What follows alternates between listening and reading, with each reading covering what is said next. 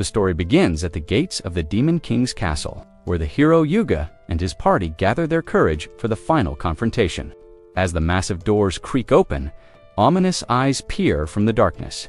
Inside, they are met by Yoki, the Demon King's top general, who mocks their weakness. The party strikes first. The mage's energy blast is effortlessly dissipated, and the swordsman is sent flying with a single kick. In a desperate move, the support mage, Cecilia, buffs Yuga for his ultimate attack. Yuga unleashes his light magic against Yoki's infinite darkness. The clash is brief. Yoki's power overwhelms them, leaving the entire party unconscious. As Yuga fades out, wondering if this is the end, Yoki's demeanor shifts. Instead of finishing them, he begins to heal his enemies. His gaze lingers on Cecilia, is instantly struck by her beauty. Distracted, he eventually locks them in the dungeon. When his subordinates suggest execution, they catch Yoki staring intensely at the unconscious Cecilia and reprimand him, softening Yoki's eyes, and orders his men to drop the heroes off near a human village, painfully whispering goodbye to his angelic love. 1 month later, the Demon King summons Yoki, his right hand, Sail, notes that the heroes have returned to challenge the castle 13 times now. While the Demon King views them as persistent pests and orders their execution, Yoki interjects. He claims the heroes aren't worth the king's time, fearing his subordinates would actually kill them, especially Cecilia. The Demon King agrees to let Yoki handle it personally. Back in his room, Yoki is torn. He is the only one strong enough to stop the heroes, but he knows they aren't powerful enough to defeat the Demon King yet. If he doesn't intervene, the world will fall to darkness. The next day, the heroes strike again. Yoki easily handles Yuga and the swordsman, but the assault mage, Mikana, catches him off guard with a double wave spell. Yoki's lightning-fast reflexes save him, leaving Mikana in shock. Seeing Cecilia healing her comrades again, Yoki blushes. Hiding his feelings behind a mask of arrogant laughter, Yuga refuses to back down. But Yoki makes a bizarre proposal. You may pass, but only if you leave the girl behind. Yuga is outraged, but Mikana points out the cold logic. Yoki could kill them all instantly. To save the mission, they must accept his mercy. Cecilia bravely agrees to stay, and the party moves forward, promising to return for her. Left alone, Cecilia prepares for a fight, but Yoki immediately surrenders. Confused, she asks why he hasn't killed her. If I wanted you dead, you'd be gone already, he admits. Gathering his courage, Yoki drops the bombshell. I fell in love with you at first sight. Please, go out with me. Cecilia is stunned and politely rejects him. The rejection is so devastating that Yoki loses his will to live, inviting her to strike him down. When she stops her attack, realizing he isn't defending himself, Yoki confesses his tragic reality. He has been trapped in the Demon King's castle his entire life. Forced to destroy villages he never wanted to hurt, Cecilia is skeptical, believing all demons are inherently evil. To prove his sincerity, Yoki reveals a shocking secret. He is a reincarnated soul from another world, a human trapped in a demon's body. Cecilia wonders why someone so powerful didn't just kill the Demon King himself. Yoki explains the cruel irony: if he killed the king, he would simply be forced to take the throne and continue the atrocities against humanity. He had resigned himself to a life of misery until he met her. Cecilia, moved by his story, urges him to use his strength for good and offers to help him integrate into human society. A few days later, the kingdom of Clarins erupts in a 3-day celebration. To walk among humans, Yoki painfully rips off his own demon horn and enters the city in disguise. While the hero Yuga basks in the glory, ignoring the growing jealousy of his teammate, Mikana Yoki visits the Adventurers Guild. He meets Clayman, a lazy receptionist who barely looks up from his paperwork. Yoki registers as a bottom-tier rank F adventurer. However, his power is undeniable. In just 1 week, he completes a mountain of quests, skyrocketing to rank Diaphyte that normally takes months. This meteoric rise catches the attention of everyone in the guild, including a mysterious hooded figure. The figure is Cecilia. She intercepts Yoki and whisks him away to her estate for a private talk. Inside, she explains the danger of his newfound fame. Since the Demon King's fall, nations are already to Thandanel in a cold war for power. Yuga is being bombarded with offers of money and women to serve as a political tool. Cecilia fears that if Yoki's true strength is discovered, he will be hunted by kings who want to use him as a weapon of mass destruction. "I'll hire you myself," she offers. Though she admits she can't match a kingdom's treasury, Yoki brushes the concern aside with a grin. "Even if they offered me the most beautiful woman in the world, I only have eyes for you." The moment is interrupted by Cecilia's mother, Celia, who enters with news that further rattles Yoki. Cecilia is being flooded with marriage proposals, including one from the hero Yuga himself. Sensing Yoki's panic, Cecilia quickly reassures him that she has already turned Yuga down, though the threat of political suitors remains. Cecilia's mother wasted no time testing Yoki's intentions. She bluntly asked if he wanted to marry her daughter. To her surprise, Yoki declined, not because he didn't want to, but because he wished to build a stable life as an adventurer first and respect Cecilia's previous rejection. Impressed by his integrity, Celia gave him her blessing to visit the manor, much to Yoki's euphoric joy. He and Cecilia even agreed to drop formalities and call each other by their first names. Massive milestone for our love-struck protagonist. The next day, while Yoki was busy turning a monster cockatrice into magical KFC for a quest, he was ambushed, not by enemies, but by his former demonic subordinates, Duka Dulahan, Sika Pixie, and Happiness, a harpy. After a brief, chaotic reunion where Yoki had to explain he was now a human adventurer, the trio refused to leave his side. Despite the risks, Yoki stripped them of their demonic features so they could blend in. However, the transition wasn't smooth. When they met Cecilia, she immediately scolded Yoki for his lack of sensitivity in how he handled the harpy's feathers. Much to the demon's amusement, the group was welcomed into Cecilia's home, where the demons revealed a different side of Yoki, while the other generals were warmongers. Yoki was the lazy genius who refused to leave his room, frustrating the Demon King to no end. The chaos at the manor escalated quickly. Seek, the pixie, ended up napping in Celia's lap. Happiness, the harpy, was kidnapped by the headmaid Sophia, who mistook her for a new recruit. Surprisingly, Happiness loved the maid uniform so much, she begged to keep the job, officially becoming part of the household staff. With the demons settled, Celia pulled Yoki aside with a golden opportunity. Cecilia had a day off coming up. On the day of the date, Yoki waited nervously until a carriage arrived. Cecilia stepped out wearing a disguise, including a pair of glasses that left Yoki completely stunned. Since she was a national hero, she couldn't walk the streets openly. But to Yoki, she had never looked more beautiful. As they wandered through the city, exploring bakeries and planning their tea stops, Yoki made a silent vow. This would be the best day of her life. The date began perfectly.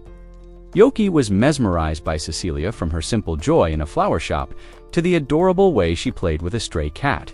They visited a boutique where Yoki helped her choose a stunning red dress, and later, he decided to buy her a special gift at an accessory shop to thank her for the day.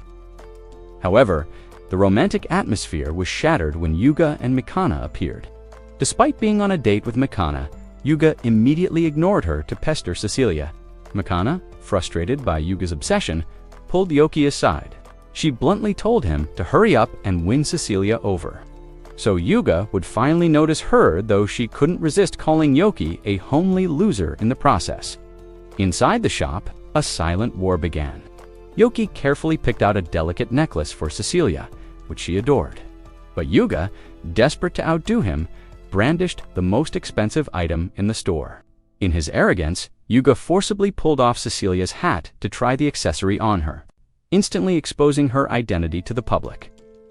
A frenzied crowd of fans swarmed the Holy Maiden, trampling Yoki and dragging Cecilia away. As Yoki struggled to find her in the chaos, he stumbled upon Raven, the party's swordsman, who was being mobbed by Using a clever distraction, Yoki rescued Raven and pulled him into a quiet alley. There, a surprising discovery. Raven has an incredibly feminine voice. Shamed by his own unmanly sound, Raven expected ridicule, but Yoki was remarkably kind, noting that everyone has parts of themselves they dislike. Touched by this empathy, Raven asked to be Yoki's frienda. Request Yoki accepted before rushing back to find his date. Yoki eventually found Cecilia near a lost child. While they worked together to reunite the boy with his mother, the peaceful moment was short-lived. Between the exhaustion of the crowd and a sudden chill, Cecilia's strength began to fail. The fallout was immediate. The next day, Yoki learned that Cecilia had collapsed with a severe fever. Her mother, Celia, explained that the stress caused by Yuga's reckless stunt, combined with existing fatigue, had completely broken her daughter's health. While Yuga remained oblivious to the damage he caused, Yoki's guilt grew.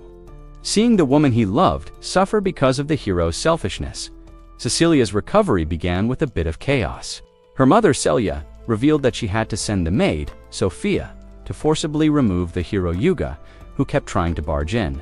While Yoki was impressed that a maid could manhandle a hero so easily, he was finally allowed into Cecilia's bedroom. The atmosphere was tense and awkward. Cecilia was mortified not just because she was in bed, but because Sophia accidentally teased her about her hidden teddy bear, shattering her cool image. Yoki, feeling guilty for her illness, promised to make their next date 10 times better. His over-the-top heroic bragging made Cecilia burst into laughter, which promptly got him kicked out by Sophia, who claimed his jokes were too dangerous for a sick patient's health. On his way home, Yoki ran into Raven. The swordsman was nervous. Admitting he wanted to confess his love to a girl who had been kind to his voice, Yoki, being a supportive friend, gave him a massive pep talk. It was only after Raven marched toward the manor that reality hit Yoki. Wait, Cecilia is the only girl kind to everyone. Did I just help my rival? Panicked Yoki spiraled into a mental crisis, imagining Raven and Cecilia's romantic adventures during their quest. His despair was short-lived, however, as Raven returned minutes later looking utterly defeated. Yoki rushed back to the manor to get the gossip from Sophia, only to discover the hilarious truth. Raven wasn't there for Cecilia. He had fallen for Happiness, the harpy maid. But why did Happiness reject him so coldly? Yoki sought answers from his demon comrades, Duke and Seek. They revealed a darker side to the world. Harpies are a beautiful race, often hunted by humans for their feathers and bodies. Duke had rescued Happiness from human traffickers years ago, which explained her deep-seated trauma and distrust of men. While Seek pointed out that she clearly didn't hate all humans since she loved working for Celia, it was clear that for Happiness, opening her heart to a human man like Raven was a bridge she wasn't ready to cross yet. Yoki realized that even in this new, peaceful life, the scars of the past still lingered for his friends. The next day, Yoki headed to the Adventurers Guild, only to find the lazy receptionist, Clayman, missing. A colleague revealed a shocking truth. Clayman isn't just a paper, he's actually the vice captain of the guild. Even more shocking was the reason for his absence. He was in the hospital. Yoki rushed to visit him and found Clayman covered in bandages from head to toe. The cause? A disagreement with his wife over a forgotten anniversary gift. As it turns out, Clayman's wife is a former Rank A adventurer, and together they were once known as the Invincible Couple. The mystery was solved when the wife walked into the room. It was Sophia, the stern maid from Cecilia's manor. Despite the brutal beating she gave him, Clayman refused Yoki's healing magic, jokingly preferring to recover under his wife's tender, if violent, care. Taking advantage of the moment, Yoki asked Sophia for romantic advice. Her answer was simple. A girl will appreciate any gift as long as there is thought behind it. With this advice in mind, Yoki went to check on Raven. He found the swordsman paralyzed by depression on his bed. Yoki managed to snap him out of it by mentioning Happiness. Raven recounted their first meeting. He had rescued her from thugs in an alley, and in the heat of the moment, his high-pitched voice slipped out. Instead of mocking him, Happiness had called his voice a blessing. That kindness was what made Raven fall for her. Yoki, showing his growth as a leader, didn't let Raven give up. He explained Happiness's trauma with humans and encouraged Raven to try again, this time with a thoughtful gesture. Instead of a sudden confession, the two went to the market together, an awkward outing where Raven feared people would mistake them for a couple. While Yoki picked out a new necklace for Cecilia, he helped Raven choose a delicate ornament for Happiness. Recalling Sophia's words, Yoki reassured the knight, "It's not about the price, but the heart behind the gift." At the market, Yoki and Raven's shopping trip was interrupted by Mikana. After a bit of teasing, she dragged them into a cafe to gossip. Yoki, ever the open book, admitted he had made little progress with Cecilia. Mikana then dropped a truth bomb about Yuga. The hero was a total narcissist and a pervert who let fangirls slow down their mission, which is why Cecilia despised his frivolous nature. She warned Yoki, "One wrong move, and you'll be on her blacklist forever." However, the tone shifted when Makana opened up about her own guilt. She revealed the dark secret of their victory. They never actually reached the Demon King. They were crushed 13 times by a single general, Yoki, though he acted surprised. To save face, the party lied to villagers, taking resources while repeatedly failing. The breaking point was when the demon, General, offered to let them passive. They sacrificed Cecilia. Makana was the one who convinced the group to agree, prioritizing the mission over her friend. Since then, Yuga has secretly resented her. Tears in her eyes, she asked Yoki if a friend could ever be forgiven for such a betrayal. Raven stepped in, sharing the blame for his own silence during that moment. Yoki, feeling a twinge of guilt since he was the one who made the cruel demand, gave Makana the push she needed. "Are you really okay with things being awkward forever? Talk to her." Encouraged, Makana left to make amends. Inspired by her bravery, Raven decided to try one last time with happiness. Accompanied by Yoki, he returned to the manor, only to be blocked by Duke. The Dullahan was furious to see the human pest back. Again, after Happiness had already rejected him, the tension between Duke and Raven reached a head, when the Dullahan pushed the knight to prove his sincerity. Realizing that a grand heroic speech wasn't what Happiness needed, Raven opted for a humble approach. He offered her the gift and simply asked to be her friend. Touched by his gentleness, Happiness accepted, giving Raven a glimmer of hope for the future. A week later, Yoki was spiraling into a lazy depression. With the Demon King gone, the hero's party had split up to handle professional duties. Cecilia was traveling to heal the sick. Raven was leading the knights, and Mikana was serving as a royal mage. Yoki felt a strange guilt for having let them win, effectively breaking up their group. His moping was cut short when Happiness arrived with news. Cecilia was coming home that afternoon. Yoki grabbed the necklace he bought and headed into town. His day, however, was cursed from the start. A fortune teller warned him of terrible luck, which Yoki dismissed until he accidentally stepped in dog gold, collided with a giant of a man, and had to pay for a child's ruined snack. The final straw came when a pickpocket swiped his wallet. Yoki used his demonic speed to pin the thief against a wall, but Yuga the hero suddenly appeared. True to his arrogant and dense nature, Yuga misread the situation entirely, accusing Yoki of mugging an innocent man. Before Yoki could explain, Yuga drew his sword. In the scuffle, Yoki's coin purse was shredded, scattering his savings everywhere. To make matters worse, the royal guards sided with the hero and threw Yoki into prison, sitting in a cold cell. Yoki questioned every choice he'd made in life. His misery was interrupted by Duke, who couldn't resist mocking his former master from behind the bars. However, Duke offered some comfort. Raven was personally investigating the case and knew Yoki was innocent. Despite being a captain now, Raven's loyalty to Yoki remained unshakable, much to the annoyance of Duke, who still refused to recognize anyone but Yoki as a true leader. Yoki's time in jail was short-lived. An elf named Irene arrived with the keys, confirming that Raven had cleared Yoki's name. To make amends for the false arrest, Yuga invited Yoki to a lavish banquet.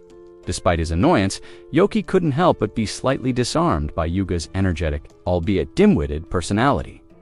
As they ate, the conversation turned to Cecilia. Yuga, oblivious to Yoki's feelings, asked for advice on how to get closer to her.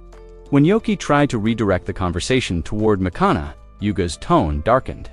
He claimed Mikana hated Cecilia because she was the one who suggested abandoning her at the Demon King's castle. He interrupted Yuga's self-righteous story and dropped a heavy truth. Mikana didn't act out of hate. She acted out of desperate guilt to save the party. Yoki revealed that Mikana had wept over the decision, a fact that left Yuga stunned, but Yoki didn't stop there. He looked the hero in the eye and called him out. "You're a coward, Yuga. You were the leader. You made the final choice to leave her behind, yet you've spent all this time blaming Mikana to protect your own ego. You're a pathetic excuse for a hero." The harsh words broke Yuga, who dissolved into tears. After calming down, Yuga confessed that Mikana was his childhood friend, the one person who always supported and corrected him. He realized he had betrayed that lifelong bond by making her the scapegoat for his own failure. Yoki, showing surprising maturity, suggested that Yuga let Mikana scold him like she used to, because you only bother to scold someone you truly care about. Renewed with hope, Yuga dragged Yoki and Raven to Mikana's house for moral support. While the two waited outside, Yuga, true to his impulsive nature, burst into Mikana's room while she was Her terrified screams echoed through the neighborhood, a clear sign to Yoki and Raven that Yuga had, once again, failed the execution. Even if his heart was finally in the right place inside Mikana's room. The air was thick with confusion and bit of electricity. Yuga, finally facing his past, apologized sincerely for blaming Mikana for abandoning Cecilia. However, he followed it up with a bizarre request: "Please, scold me, as punishment." Mikana, oscillating between touching emotion and sheer disbelief, laughed hysterically before deciding that a magical scolding was indeed in order. She unleashed her wand, electrocuting the hero as Yoki slipped away, leaving Yuga to face his long overdue and slightly masochistic consequences. As Yoki walked home, his luck took a dramatic turn for the better. The fortune teller, baffled by his changing aura, watched him go. In quick succession, Yoki was gifted free cupcakes from the bakery owner and a pile of gourmet meat skewers from a wealthy butler, a reward for his earlier kindness to the lost child. Loaded with treats, Yoki arrived at Cecilia's manor. Happiness, though grumpy about his tardiness, let him in. In the quiet of her room, Cecilia prepared tea, proudly showing off her domestic skills. But the peace was shattered when Yuga burst in, followed closely by Mikana and Raven. In a powerful moment of vulnerability, the three heroes stood before Cecilia and apologized for leaving her behind.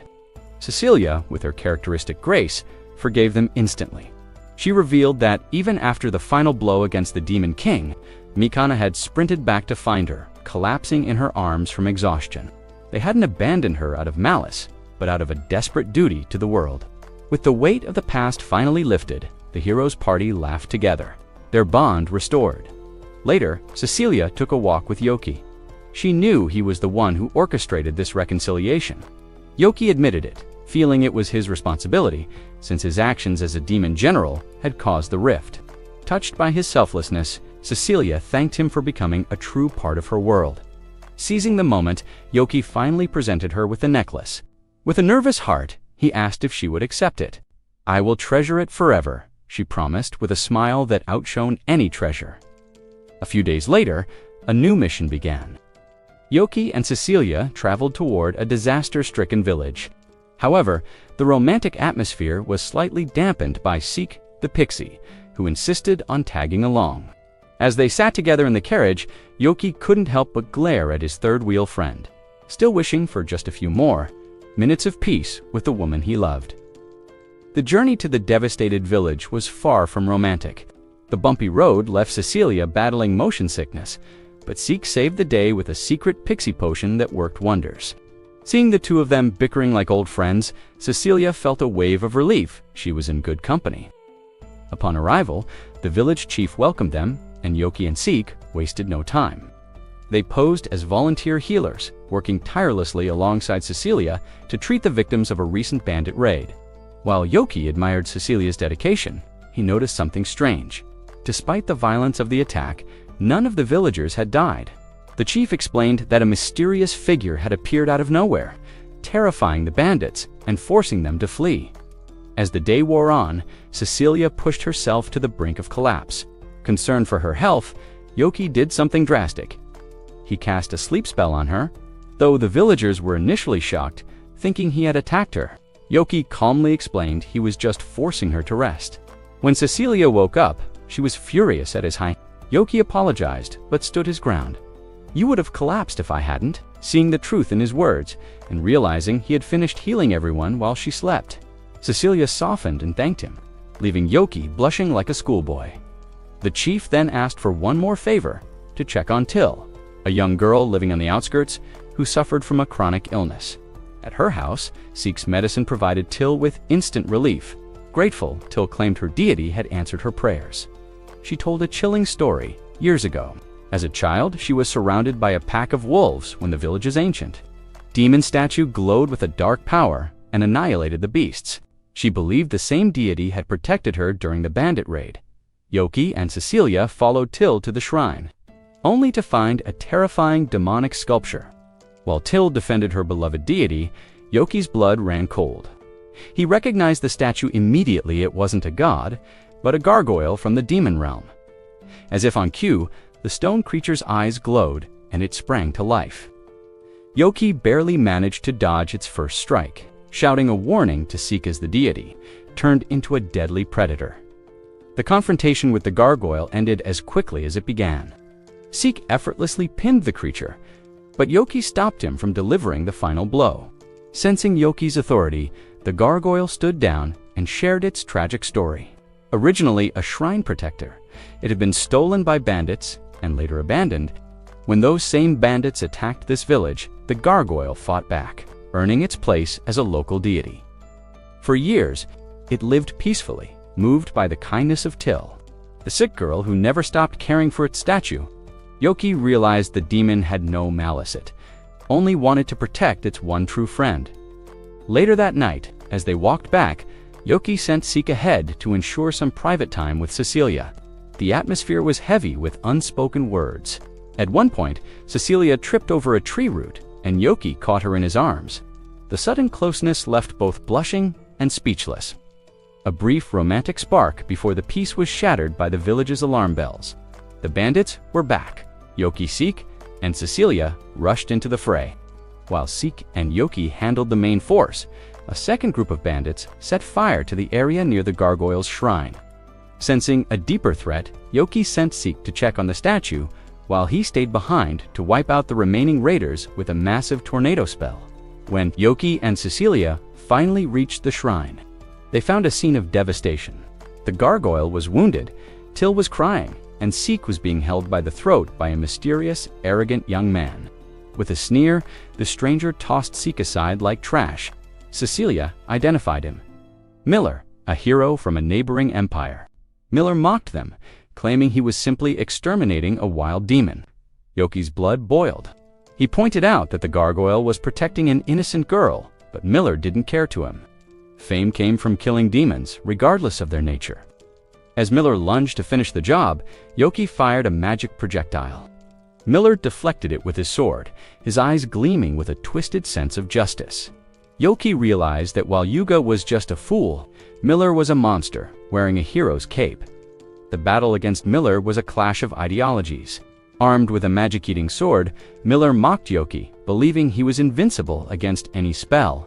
The rogue hero even went as far as severing the gargoyle's arm, declaring his desire to spark a world war just for the thrill of the slaughter. Yoki didn't back down. He did the unthinkable. He bombarded Miller with so much high-level magic that the magic-eating blade reached its saturation point. Under the sheer pressure of Yoki's mana, the legendary sword shattered into dust. Defenseless, Miller was struck down, but in a final act of cowardice, he fired a massive volley of arrows at the weakened villagers. While Yoki protected the group, Miller fled, but not before Till was wounded while shielding her beloved gargoyle. Seeing his friends hurt, Yoki's restraint finally snapped. He unleashed his true demonic form with terrifying speed. Yoki hunted Miller through the forest. He caught the hero and prepared to deliver a fatal blow. But Miller's twisted excitement at the prospect of death reminded Yoki of the abyss he had left behind. Realizing he didn't want to become a monster for Cecilia's sake, Yoki regained his sanity and tossed a broken Miller into a lake, deeming him unworthy of being killed. Returning to his human form, Yoki was met by a tearful Cecilia, who healed his wounds and wept with relief that he was safe. The aftermath brought new beginnings. To save the damaged gargoyle, Yoki disguised it as a simple earth statue. Till, now fully recovered, began working as a maid at the manor, spending every spare second caring for her deity in Yoki's room. Finally, Yoki and Cecilia were summoned by King Darts. After dropping his arrogant royal facade, the king thanked them for stopping Miller and the bandits, offering them any reward: gold, land, or even the throne. Yoki looked the king in the eye and made a request that left the entire court in shock.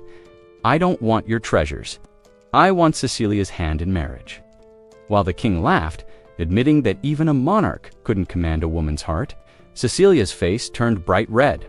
As they left the palace, she immediately began scolding Yoki for his shameless boldness, though her smile suggested that, perhaps, the king wasn't the only one Yoki had managed to impress. Yoki's bold marriage proposal didn't come without a price. While Cecilia was flustered, her mother, Celia, was far from impressed by his scandalous behavior and banned Yoki from visiting for a month. Cecilia, however, couldn't bear the thought of being apart for so long and managed to negotiate the punishment down to 2 weeks. During his exile, Yoki threw himself into his work, taking on the hardest guild missions to prove his worth. But when he finally returned to his room, he found a dying friend. Guy, the gargoyle, was literally crumbling. As a being made of stone and magic, Guy's body had reached its limit, and he had only days to live. His only regret was leaving Till behind, especially since the girl's chronic illness had suddenly taken a turn for the worse. Why okay, I refused to accept this. I'm not losing a perfectly good piece of room decor, he joked, hiding his true concern. He learned from Duke that Guy could be repaired with rare magic, while Seek revealed that Till needed evening herb to break her lethal fever. But there was a problem. The local guild was completely out of both. Just as hope seemed lost, Clayman stepped in with a special request. A mutated rock monster had taken over a nearby mine, a place rich in both magic ore and evening herb. The monster had absorbed so much energy that it was completely immune to magic. For Yoki, a mage, this was the worst possible matchup. 2 days later, the group, including Cecilia and Sophia, arrived at the mining town. Clayman warned them to wait until morning. The monsters in the mine were far more dangerous under the moonlight. As Yoki stared at the dark entrance of the mine, he knew that his magic, the very thing that made him a demon general, would be useless. To save Till and Guy, he would have to fight not as a sorcerer, but as a man willing to risk everything for those he loved. The final battle in the depths of the magic mines wouldn't be won by raw power alone. The rock monster, gorged on magical minerals, proved to be a formidable foe, completely immune to direct offensive spells. As they prepared for the descent, Sophia revealed that her maid outfit was actually custom-made combat armor, a detail Clayman bashfully admitted he requested. Upon finding the beast, the strategy was clear. Total immobilization. Yoki used earth magic and ice chains, while Cecilia reinforced the bindings to keep the creature pinned. Clayman deployed his paper puppets to slice through incoming debris. The plan was dangerous. Sophia had to leap inside the monster's maw to destroy it from within. As the monster struggled, it shed parts of its body that turned into minions. These minions also resisted magic, forcing Yoki to switch tactics and crush them with his bare fists to protect the group. In a heart-stopping moment, the beast broke free and threw Cecilia through the air. But before it could deliver a finishing blow, Sophia tore through its vitals from the inside, reducing its guts to rubble. The giant collapsed, and after a frantic hug between Clayman and Sophia, the group finally harvested the evening herb, though Clayman insisted on waiting until morning for safety. Yoki knew every second counted for Till and Guy. To his surprise, Cecilia intercepted him as he tried to sneak out. With a knowing smile, she handed him the bag of herbs. "Hurry back to your friends," she said, watching as he transformed into his demonic form and took to the skies. "Why okay, I arrived just in time." He handed the herbs to Seek to save Till and forced Guy to consume the magic ore. The miracle happened. Guy's stone body stopped cracking, and his severed arm regrew instantly. The sight of the Guardian reunited with the young girl was the ultimate proof that Yoki's journey of redemption was worth it. The next morning, after flying back to join the carriage unnoticed, the weary ex-demon general finally allowed himself a moment of absolute peace, resting his head on Cecilia's lap as they headed home in the carriage ride back. Cecilia gave Yoki the ultimate reward, a peaceful rest on her lap, but the tranquility was short-lived. A few days later, under a heavy rain, 3 shadowy figures stood atop a roof, opening a forbidden grimoire that revealed a haunting, mystical Aja sign of a new threat looming over the city. The next morning, Yoki found himself frustrated. Cecilia was swamped with duties, leaving him wandering the streets alone. He ran into Clayman, who was out shopping for an anniversary gift for Sophia. Ever the helpful friend Yoki joined the search. He jokingly suggested a pair of cat ears to go with Sophia's maid uniform, But Clayman, blushing and flustered, insisted he wasn't into that dot while Clayman finished his shopping. A sleek black hero suit caught Yoki's eye. He bought it instantly, feeling like a legendary caped crusader. Clayman watched in disbelief as Yoki began acting like a low-budget Batman, demanding the toughest rank A missions to test his new persona. The guild was skeptical of the strange man in black. But with Clayman's backing, Yoki took on an impossible list of quests. He vanished into the wilderness, slaying a black dragon and delivering its heart for a medical emergency, before completing 2 more high-stakes hunts in record time by nightfall. Only one mission remained, stopping a heist at a major warehouse. Inside, a trio of thieves named Envy, Herburn, and Jealousy had neutralized the guards, using a dark magic book. Just as they cornered the terrified owner to seize his goods, Yoki made his dramatic entrance. Leaping from the shadows and ordering them to surrender, Envy laughed at the costumed freak and sent his companions to attack. Herburn lunged from above, but Yoki dodged, causing her to smash a crate that spilled thousands of heart-shaped candies. Realizing the weight of the situation, Yoki unleashed a chain lightning spell, incapacitating Herburn and Jealousy in seconds. Envy stepped forward, using his grimoire to summon a massive tornado, but Yoki's lightning ripped through the wind. With a final strike of his blade, the thieves were defeated. As the Royal Knights arrived to secure the scene, the warehouse owner thanked Yoki profusely for saving his life. His entire stock of Valentine's Day chocolates, Yoki, stood there, stunned. He had no idea this world celebrated Valentine's Day. But as he looked at the heart-shaped candies, a new plan began to form in his head when the Royal Knights arrived at the warehouse. They were met with a sight that left them in absolute silence. Yoki, still dressed as a Temo version Batman. He tried to maintain his heroic persona, but he couldn't fool Duke or Raven. Duke pulled him aside into the shadows, telling him to drop the act before he died of embarrassment. Looking into a mirror, Yoki finally realized that his ridiculous costume was costing him way too many aura points. He quickly ditched the suit and returned to the guild to claim his reward. Clayman explained that the thieves were once ordinary adventurers, corrupted by a dark book, driven by a bizarre urge to ruin Valentine's Day for everyone. As the holiday approached, the town buzzed with romantic energy. In Celia's kitchen, the maids were busy tempering chocolate. Little Till struggled to break a giant cocoa block, but Sophia stepped in with a swift karate chop, shattering it instantly. Meanwhile, Cecilia and Mikana were preparing a massive batch. Cecilia claimed they were just for orphans, keeping her true intentions for Yoki a secret. Valentine's morning arrived, and Yoki woke up full of hope. Even the literal rock statue guy was more aware of the holiday than him. But Yoki's hope turned to salt when Till burst into his room, ignored him completely, and started hand-feeding heart-shaped chocolates to Guy. Driven out by jealousy, Yoki headed to the guild, only to find Clayman gloating over a special batch of chocolates from Sophia, savoring every bite in front of the miserable single adventurers, specifically warning Yoki not even to think about touching one.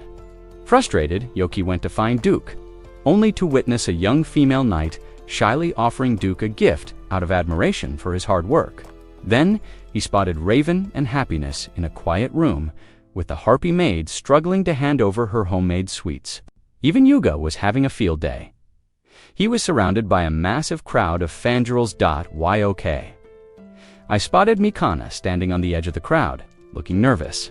Yuga managed to slip away from his admirers to find her, specifically asking for her gift. Mikana was mortified, warning him that her cooking was terrible. She revealed a chocolate ball that looked more like a horrific tumor than a snack. To Yoki's shock, Yuga didn't flinch. He ate it with a grin, declaring that Valentine's wouldn't be complete without Mikana's gift. Before Yoki could process the heartwarming and slightly gross moment, the mob of fangirls spotted Yuga again, trampling poor Yoki into the dirt as they rushed toward their hero. Yoki lay there, wondering if he was the only person in the entire kingdom without a Valentine, utterly defeated. Yoki trudged back to Celia's manor. His spirit broke completely when Celia informed him that Cecilia was out working in the village. He fell to his knees, a man with no hope, until Celia offered him a box of pity chocolates she had made herself. At first, his pride flared up, but after seeing her disappointed face, he swallowed his ego and accepted them like a good boy. The peace was short-lived. Duke arrived with urgent news. Envy had escaped. In the village square, a giant golem appeared, stomping through the streets with Envy's gang on its shoulders. Envy declared himself the avenger of the lonely, vowing to ruin Valentine's Day for every happy couple in town. The golem began vacuuming up every box of chocolate in the city, literally sucking the happiness out of people's hands. Yuga stepped forward to stop them, but Envy mocked him. "A handsome guy like you has no idea how ugly single people like us suffer." As the golem tried to crush Yuga, Yoki leaped onto a rooftop. He called out to Envy, telling him to stop taking his frustrations out on the innocent. The gang mocked Yoki, calling him a pathetic loser who didn't get any chocolate either. Yoki boldly shouted back that he did receive a gift. When they pressed him, he shamelessly admitted it was a pity gift from his friend's mom. "As long as it's made with true love," Yoki declared, "any gift is enough for me." Envy, disgusted by Yoki's optimism, attacked. Yoki dodged the golem's massive fists, taking out Hairborn and Jealousy before facing Envy's fire magic. Envy screamed that Yoki was just as miserable as them. But Yoki made a final stand. "I won't give up until I get a gift from the girl I love." Deeply moved, Cecilia, who was watching from the crowd, clutched the gift box she had made for him. Envy went into a frenzy, using the golem to absorb every last gift in town, including Cecilia's box for Yoki. Seeing his precious treasure swallowed by the monster, Yoki's fury peaked. Lightning struck from the sky as he redirected the bolt into Envy's grimoire. The surge of power melted the golem's chocolate-infused core, causing all the stolen gifts to rain down safely from the sky. As the golem vanished, Yuga caught Envy mid-errantly to realize Envy was actually a girl. She tearfully confessed that she hated the holiday because a boy had once cruelly rejected her. But when Yuga repeated Yoki's words that a gift made with love is always precious, she instantly fell in love with the hero. Yoki fumed in the background, realizing Yuga had just stolen his best lines. Finally, Cecilia approached Yoki. She handed him a gift box before shyly departing in her carriage. Yoki opened it, beaming with joy, only to find cookies. Duke pointed out that she had given cookies to everyone. Yoki's heart sank until he found a small cake at the bottom of the box. Happiness whispered that no one else received a cake. Realizing he was indeed special to her, Yoki let out a scream of pure joy that echoed through the village.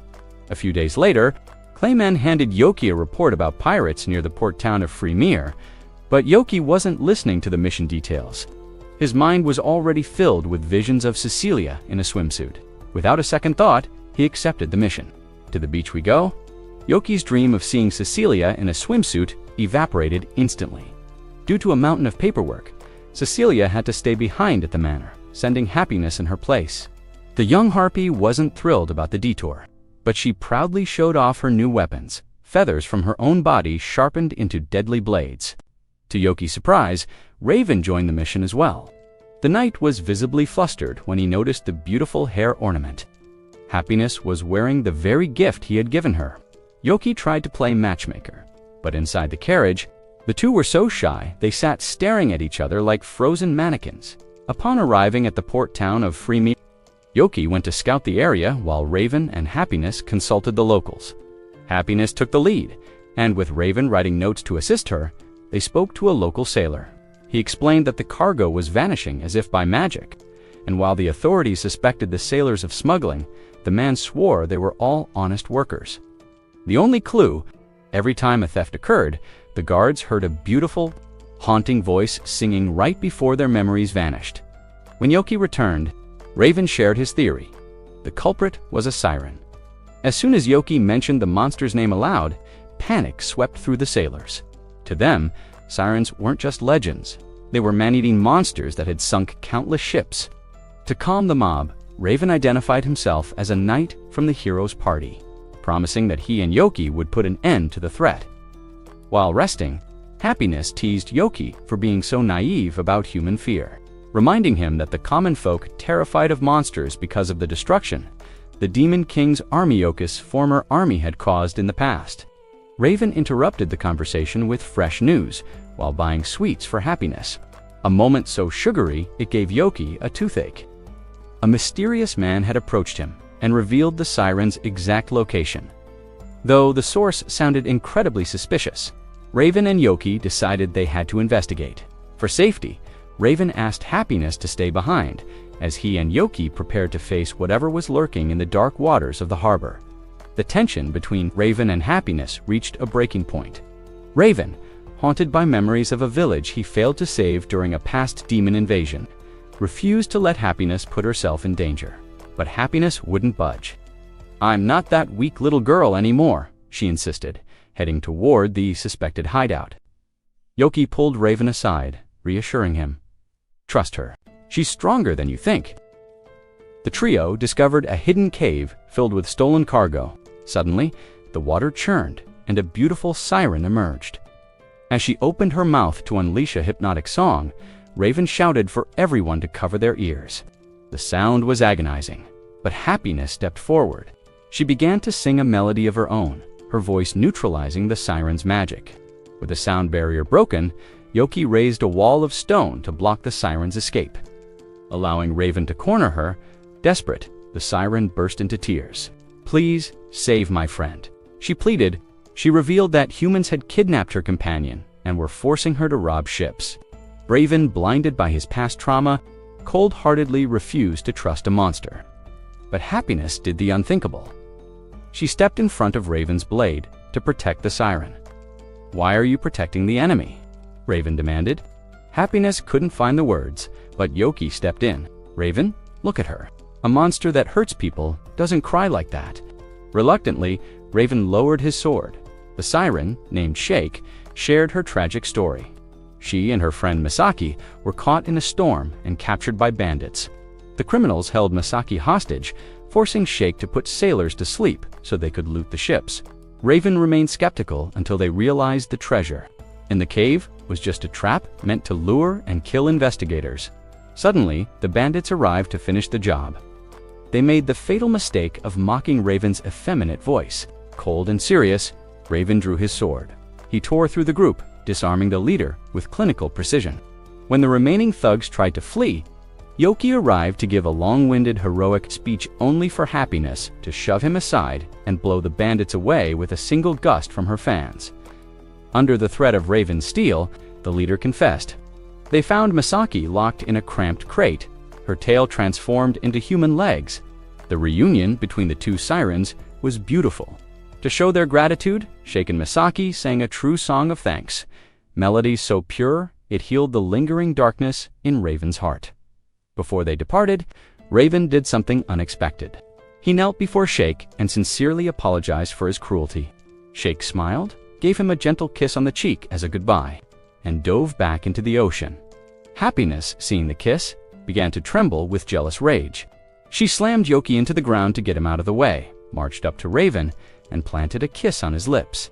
From the dirt, Yoki screamed in shock, devastated that he was face down in the mud during the most romantic moment of the mission.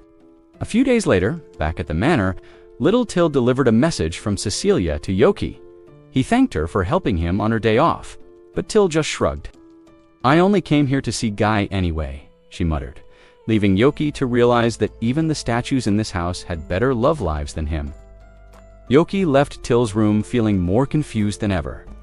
Behind closed doors, he could hear the little girl squealing with joy, having successfully hidden her emotions from him. After giving Guy a fresh bag of magic crystals only to be scolded by the gargoyle for not taking better care of himself, Yoki headed to the manor for tea with Cecilia. But the meeting was a disaster. He made awkward jokes, gave unconvincing compliments, and eventually fled the mansion out of pure social anxiety. Desperate, Yoki turned to Duke for relationship advice. Duke quickly realized Yoki was so lonely he had no one else to talk to. But he was horrified to learn that Yoki had been using invisibility spells to lurk around the manor just to watch Cecilia train. "That's not understanding her better, that's a crime," Duke snapped.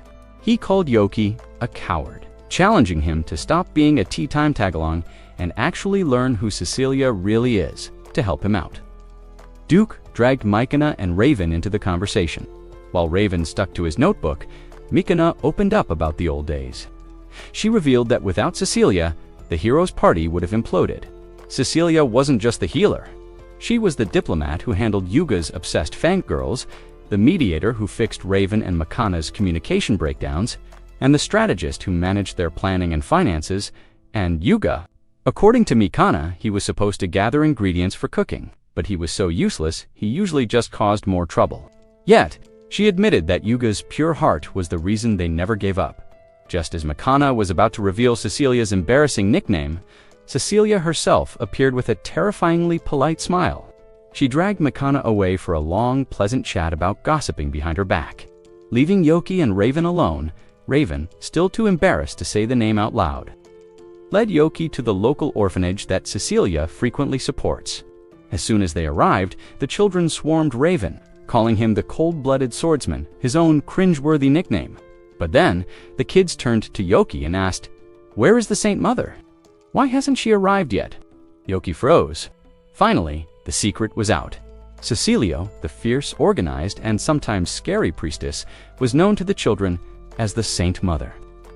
As Yoki and Raven walked home, the mystery of the nicknames finally unraveled. Raven explained that because he rarely spoke and never killed his opponents. The kids dubbed him the cold-blooded swordsman, someone who sheds neither blood nor tears. He also revealed that Yuga was known as the wandering hero, while poor Mikana was stuck with the nickname the Eternal Friend. Yoki winced, choosing not to comment on Mikana being permanently trapped in the friend zone. When Yoki pushed for the truth behind Cecilia's Saint Mother title, Raven remained tight-lipped. "You'll have to figure that one out yourself," he teased. He then asked Yoki a crucial question. "Now that you know her past, what's your next move?" In an instant, Yoki's arrogance flared up. He hatched what he believed was a foolproof plan. He would take Cecilia on a dangerous mission, wait for her to be terrified, and then sweep in to save her like a knight in shining armor. Yoki waited for Cecilia in the town square. But his romantic mission was immediately crashed by Mikana, sent by Raven to keep an eye on them. When Yoki revealed he was taking them to a haunted mansion to exorcise undead, Mikana looked at him like he was the world's biggest idiot. "You're trying to scare her with ghosts?" Mikana shouted. "Yoki, she is a high priestess. Dealing with the undead is literally her specialty." Yoki froze as his dream of a damsel in distress crumbled. Mikana proceeded to verbally demolish him for his stupidity, telling him to actually pay attention to Cecilia's strengths for once. She took command, ordering Yoki to take the front line with Cecilia while she supported them from the back. Soon, Cecilia arrived, bringing Happiness along as extra muscle. As the group reached the eerie, fog-covered mansion, Yoki and Happiness tried to rush in with excitement. Mikana grabbed them by their collars and dragged them back, whispering a reminder to Yoki. "Stick to the plan. Let her fight, then wait for your moment to save her." With a sigh, Yoki stepped up to the front line beside Cecilia, while Mikana and Happiness took their positions in the rear, waiting to see if the demon general could actually pull off a successful date in a house full of monsters. The group entered the mansion, and any hope Yoki had of acting as the protector vanished instantly. Cecilia took the lead, wiping out the first wave of undead with a single holy circle. When a larger horde appeared, Yoki used water chains to bind them, but Cecilia again delivered the finishing blow. Yoki, trying to be useful, could only offer her a bottle of water to stay hydrated. Finally, they reached the throne room and faced the undead king. Yoki prepared for an epic boss fight, but Cecilia bluntly explained that he was just a regular skeleton. The only thing special about him was the intelligence he used to boss around the other mindless bones. Yoki, feeling cocky, decided to toy with the king. He dodged a clumsy swing of the king's sword and kicked the crown right off the skeleton's head. As the king scrambled across the floor to retrieve his precious crown like a terrified child, even Mikana and Happiness started to feel bad. "Yoki, you're being a bully," they muttered, leaving the demon general speechless. Infuriated by the insult to his crown, the king attacked one last time, but Yoki disarmed him effortlessly. Broken and defeated, the king knelt, clutching his crown. Cecilia stepped forward. When she asked why he was so obsessed with it, the king confessed he couldn't remember, only that it was the most important thing to him. Moved by his devotion, Cecilia spoke with a kindness that reminded Yoki of the first time they met. She unleashed a high-level spell, Heaven's Rondo, a brilliant pillar of light that allowed the king to ascend to the afterlife with his crown in hand. The spell left Cecilia completely drained. Sensing his chance, Yoki sent Mikana and Happiness to double-check the mansion. Left alone with an exhausted Cecilia, Yoki offered to carry her. She tried to act tough, but her legs gave out. Without another word, Yoki swept her up in his arms, princess-style, blushing furiously. Cecilia hid her face as Yoki carried her all the way to the carriage. Even Mikana had to admit, Yoki did a good job, though she felt a little sting of jealousy seeing how far ahead in the romance department he had moved. The next day, Yoki visited the manor, and Cecilia immediately begged him to keep her nickname a secret. "Why are you so embarrassed by it?" Yoki asked. Cecilia sighed and confessed the truth back in the heroes' party. Yuga used to praise her cooking and cleaning so much that he started calling her the mom of the group. Eventually, the kids at the orphanage picked up on it and upgraded it to Saint Mother. Hearing that the legendary dignified high priestess got her nickname just because she was a stay-at-home mom for the heroes' party, Yoki couldn't hold it in any longer. He burst into a fit of laughter. A few days later, Guy asks Yoki to find him a job, as he is tired of being a freeloader. Surprised, Yoki wonders if he made Guy feel uncomfortable in his room. But Guy explains that he simply wants to work for Till's sake. Guy points out that Till spends her hard-earned money every day to buy magic or for him, so he wants to return the favor. Yoki nods, realizing the gargoyle is serious, and agrees to find him a real job. However, when he visits the Adventurers Guild, disguised as the Black Thunder Magic Swordsman, along with Guy wearing a demonic mask, the receptionist nearly has a heart attack. Terrified, she screams for Clayman to come out and handle these scary customers. Clayman emerges from the back room complaining that he was busy with important work, but the receptionist points out he was just enjoying his wife's home-cooked meals, feeling embarrassed. Clayman finally gets to work and asks Yoki what he wants. Guy asks Clayman to make him an adventurer. Clayman agrees and completes the registration in front of the receptionist, who watches in awe. After obtaining Guy's adventurer card, Yoki takes him to town to buy weapons and equipment. Guy wonders why he can't just use his own magic, but Yoki reminds him that he needs to hide his identity as a demon. The next morning, Yoki returns to the guild with Guy to pick up some quests. Before giving them any, Clayman tells Yoki there is a special guest waiting for him. Shortly after, Yoki goes to the back of the guild where he finds Cecilia waiting. Even though he is disguised, Cecilia recognizes him, and Yoki surrenders without resistance. He wonders how she saw through his disguise. So Cecilia explains that Sophia tells her everything about the Black Swordsman's exploits. Knowing how troublesome Yoki can be with his antics, Cecilia got worried and came to the guild to check on him. Yoki assures her he was just trying to get Guy a job, which relieves her. Cecilia then asks why Yoki is wearing his hero outfit, and he explains he's just trying to match Guy's look. Cecilia then offers to help them with their quests. Yoki tries to protest, but Cecilia refuses to trust a rookie to him. The three of them decide to find a lost cat and set out to complete the task. When they find the client, Yoki scares them with his loud and exaggerated attitude. Cecilia steps in and calmly asks how they lost the cat. After a while, she draws a sketch of the cat based on the client's description and shows it to Yoki and Guy. Meanwhile, Yoki takes deep breaths of the cat's scent from the client's bodies. Once Cecilia finishes her questions, Guy wonders where they should start looking. Yoki tells him that normally people start by asking around the area and contacting local authorities. However, he switches to his hero gear and leaps onto a building's roof. Following the cat's scent with his powerful sense of smell, he soon finds the cat in an alley next to a stray friend. When Yoki tries to approach, the cat hisses at him, so he puts it to sleep with calming magic. He then returns both cats to the family and asks them to take care of the stray as well. After completing the first quest, Yoki prepares to accept another. However, Cecilia reminds him that he is supposed to be helping Guy learn how to complete quests on his own, not finishing easy tasks quickly using Yoki's demonic abilities. Yoki realizes his mistake, and Cecilia suggests letting Guy handle the work this time. After a while, they reach a forest where Guy begins gathering herbs. Yoki warns him not to take too many, so he only picks what is necessary. After the herbs, Guy moves on to eliminating a horde of forest goblins. Cecilia wonders if they should help him, but the fearsome demon easily dispatches the low-level goblins. They return to the guild, where Claymon hands Guy the quest reward. Holding the hard-earned money in his hands, Guy finally feels like a productive member of society, knowing how hard Till works every day. Despite his condition, he promises to work even harder to support her in the future. Both Cecilia and Yoki wish him luck, and Yoki even offers to accompany him on future missions. However, Guy wants to handle quests alone, as he is now confident he can find his way around the city. Yoki respects his decision, and Guy sets off on his own adventure. After Guy leaves, Yoki turns to say goodbye to Cecilia. She asks what he will do next, and Yoki explains he will do some rank A missions himself. Hearing this, Cecilia asks to join him. Yoki instantly gets nervous at the thought of questing with her and tries to make excuses.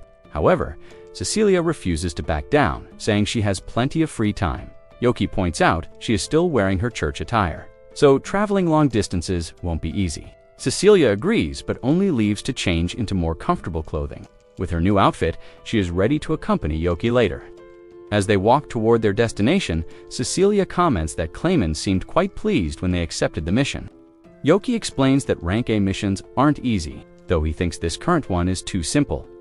Cecilia intervenes and explains to the uncultured Yoki that exploring new territories and uncharted ruins is important archaeological work.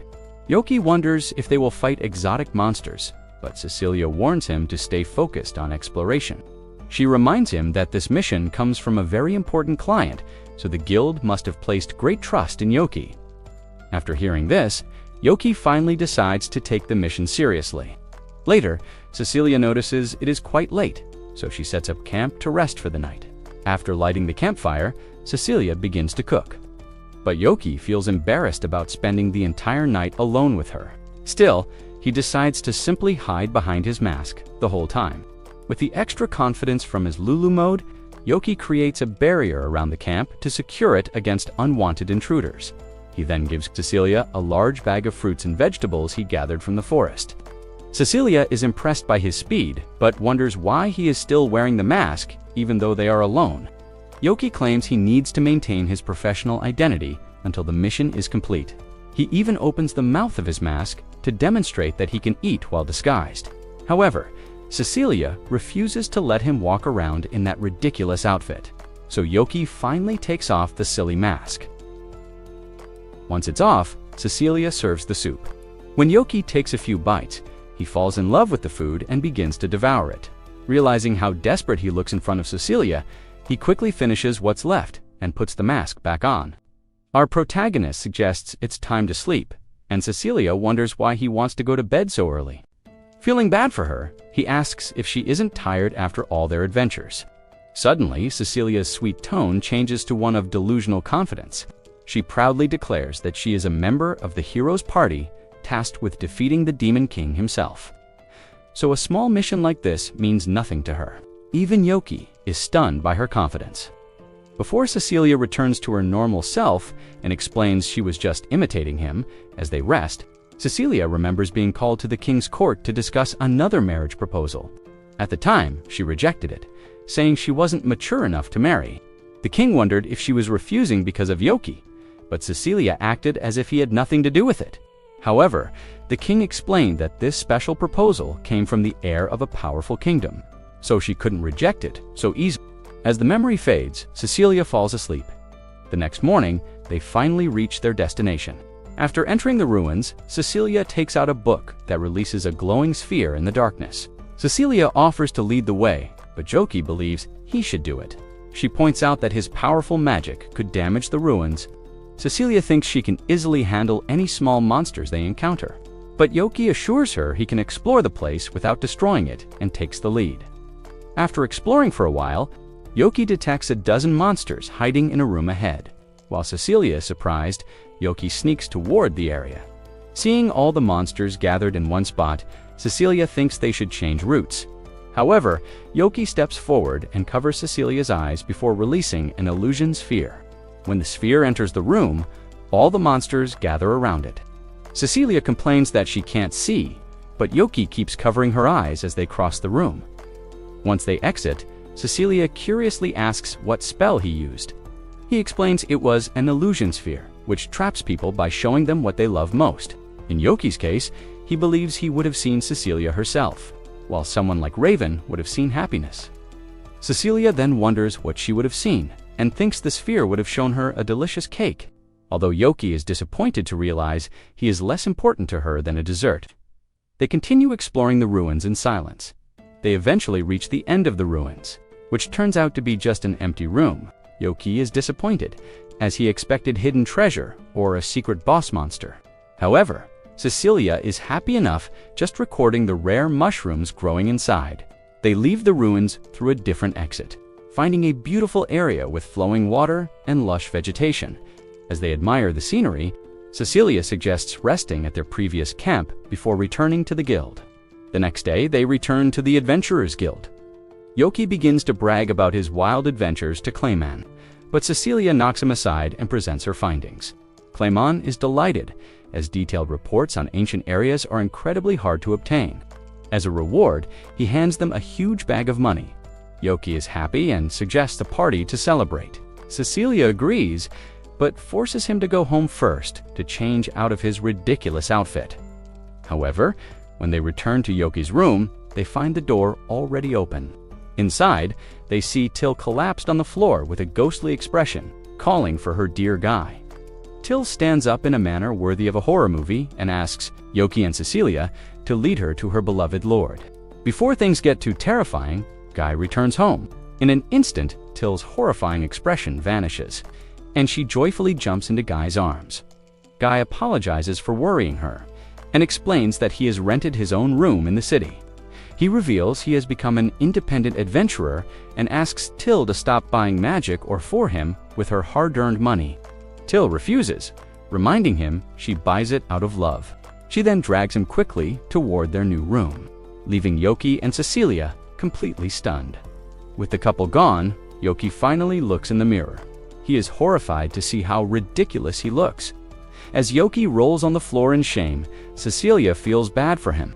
She decides to comfort him, saying she wouldn't mind wearing her own disguise to go on more missions with the Black Hero Swordsman.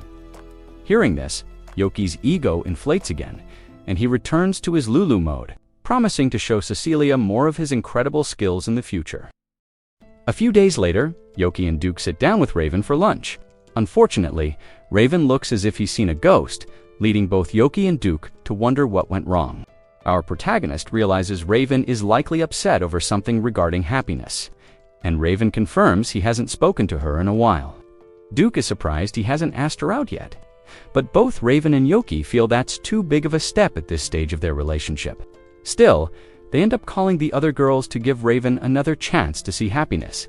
Yoki wonders how Duke became so close to Irene, and he explains she's trying to help him with his responsibilities. As they head to their usual meeting spot, Duke mentions that Happiness wants to visit a new tourist site, but Cecilia seems hesitant. Even Raven feels they should go elsewhere, but Happiness coldly rejects all suggestions. When she refuses to back down, Raven tries to physically stop everyone from advancing. Cecilia also steps in to block them, but Yoki and Happiness force their way through and finally find the site. There, they discover 4 statues of the heroes' party created by the King's order to celebrate their victory. In reality, Raven and Cecilia were simply embarrassed to see statues of themselves, which is why they kept insisting on going somewhere else. After seeing the statues, everyone buys ice cream to relax. The other 4 sit on separate benches to give Raven some alone time with Happiness. But suddenly, a group of knights approaches their off-duty captain. The vice-captain explains he just heard Raven's voice for the first time, and he and his soldiers are shocked. To back him up, the rest of the soldiers begin mocking Raven, but Happiness stands up to defend him. Duke also appears and asks the vice-captain to stand down. However, the spiteful soldier mocks Raven even further for hiding behind others. Although Happiness is furious, Raven is deeply hurt by the words. Before anyone can stop him, he turns around and leaves the area. Yoki and Duke chase after him but lose him as Raven sprints through the city while searching the streets. Yoki is surprised that Raven took the insult so personally as to abandon their meeting. Duke explains that the vice-captain has created an entire faction to oppose Raven, as he hates serving under a mute commander, making it difficult for the poor guy to deal with him. They soon find Raven sitting on a quiet street and ask him to return. However, Raven wonders if anyone truly wants to be with him. Duke asks if he's really going to abandon Happiness over some bullies, and gets angry at his captain for overreacting. After Duke leaves, Yoki sits next to Raven and asks why he's so sensitive. Raven explains that he has always felt like a burden to Happiness, remembering that she has a deep secret she wants to share with him. Since he is always being pushed around by others, Raven feels he will never be strong or worthy enough to know that secret. Raven sighs, thinking how nice it would be to have Yoki's delusional confidence. Hearing this, Yoki switches out of his wacky mode and explains that he simply puts on a mask of confidence to hide his own insecurities, advising Raven not to take him as a role model. Feeling better after Yoki's performance, Raven finally stands up and agrees to return. They rejoin the group, and Raven apologizes for leaving so suddenly. Happiness steps forward and forgives him, and Duke suggests they all go shopping together as they walk toward the market. Raven tells Happiness that even if he isn't worthy of her right now, he will do his best to become so one day. However, a few days later, Happiness mysteriously disappears from the mansion. Cecilia informs Yoki of her disappearance and gathers everyone, showing them a letter Happiness left behind. Our protagonist takes the note, which only tells them to meet Happiness in a forest in a few days. Although this specific forest isn't mentioned, Duke knows exactly which one she means. While Raven is worried, he trusts Happiness enough to know she must have a reason for this. Later, Yoki takes Duke and seeks to have a private conversation with Happiness. She appears and explains that she wants to reveal her true identity to Raven. Duke reminds her that if Raven cannot accept her identity as a demon, she could easily lose his love. She understands. Duke goes further, pointing out that Raven might also investigate Happiness's past after finding out. In the end, Duke, Seek, and Yoki could also lose their peaceful lives in the city if they are discovered. But they are all willing to take the risk for the sake of Happiness's well-being. Seek wishes her luck, and she is moved to tears by her comrade's support. Yoki also gives his blessing, and she thanks him. Meanwhile, Raven is walking through the city when the vice captain and his lackeys approach him again. Once more, the vice captain begins disrespecting him. But this time, Raven asks why he keeps bothering him so much. When the vice captain refuses to apologize, Raven stops holding back and threatens to have him reassigned if he doesn't learn his place and address him as commander. Shocked, the vice captain finally apologizes and shows Raven respect. A month after that event, the time finally arrives for Raven to meet Happiness in the forest. Cecilia feels anxious about how everything will unfold, but Yoki tells her that all they can do is wait. After Yoki leaves the mansion, Celia asks Cecilia if she has already spoken to him about his marriage proposal. Cecilia shakes her head, noting that Yoki is already stressed enough over the situation with Happiness, and she doesn't want to burden him with another worry. Still, Celia believes Yoki will eventually find out, especially since Cecilia's fiancé is already in the city. Cecilia firmly declares that she only followed the king's order to entertain the man, and she intends to reject him the moment he dares to approach her.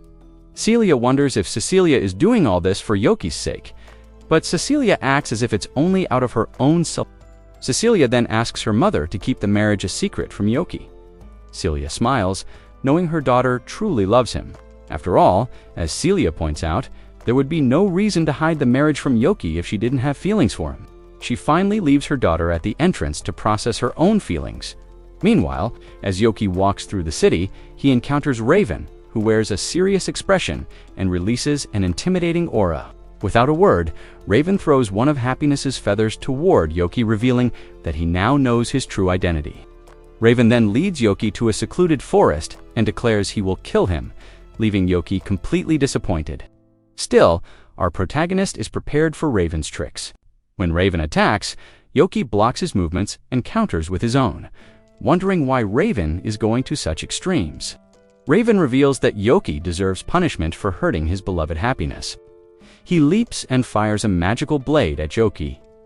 After the blade impacts the ground, Yoki is covered in smoke but emerges unharmed, trapping Raven with earth magic. However, Raven easily breaks free from the dust prison. Raven lunges at Yoki again, who is surprised by how much Raven has grown. As they clash in midair, Raven is shocked to see Yoki transform into his demon form. He instantly remembers him from the Demon King's palace and wonders if Yoki is the same person. Our protagonist ignores the question and asks what Raven did to Happiness, but Raven refuses to answer and launches another attack. This time, Yoki dodges, appearing behind him to kick him away. Without giving Raven a chance to recover, Yoki strikes with an intimidating dark offensive. Once Raven is defeated, Yoki tells him to stop trying, but Raven stubbornly refuses to surrender. Yoki asks again why he is fighting with such intensity. Finally, Raven reveals he is seeking revenge for Happiness because Yoki plucked her feathers. Raven explains it was Happiness herself who asked him to hit Yoki, which leaves the protagonist completely bewildered.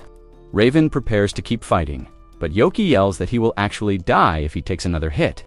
Raven offers to strike him with the blunt side of his sword, which turns out to be useless since his sword is dull. Finally, Yoki kicks the sword away and Raven gives up. Knowing she is nearby, Yoki calls out to Happiness. She appears from behind a tree and mocks him. Yoki is furious to realize he's been pranked. After making Raven and Happiness apologize for their joke, Yoki asks how their relationship is going. Raven explains that Duke took him to a strange forest and left him alone. There, he called for Happiness, who appeared and thanked him for coming. She explained that the forest was the special place where her journey began, and she wanted everything to end there as well. Happiness expressed how happy he made her and her desire to spend the rest of their lives together. Raven agreed and tried to approach her. But Happiness asked him to wait, finally revealing her true form as a haproid. At the sight of her wings, Raven was stunned. Fearing rejection, Happiness admitted she was afraid of ruining their relationship, but was tired of faking her identity every day. Raven thought for a moment before suddenly pulling her into an embrace. He apologized for ignoring her true feelings and needs. Happiness was overjoyed that he accepted her for who she was, and Raven assured her that everything would be fine as long as they loved each other. Yoki cuts the story short, tired of hearing their sappy romance. He screams at the couple for hitting him despite having a happy ending, not forgiving them easily. Yoki ties them up with chains and seals them to the ground so they can enjoy even more quality time together. The next day, Yoki visits Cecilia again, happy that things worked out for his friends. For some reason, Cecilia seems distracted. She explains she will be busy soon, so they won't spend as much time together. Yoki says it's fine since he'll be leaving the city for a mission with Yuga anyway. Surprised, Cecilia becomes jealous that Yoki could easily replace their time together with Yuga. Before Yoki can explain, Raven and Happiness burst into the room. Cecilia is left confused as Yoki jumps out of the mansion to escape. Raven takes Happiness's hand and they both jump out to chase Yoki together. Even while fleeing, Yoki turns around and wishes Happiness the best in her relationship. Raven admits they are both in his debt for helping them close the distance between them.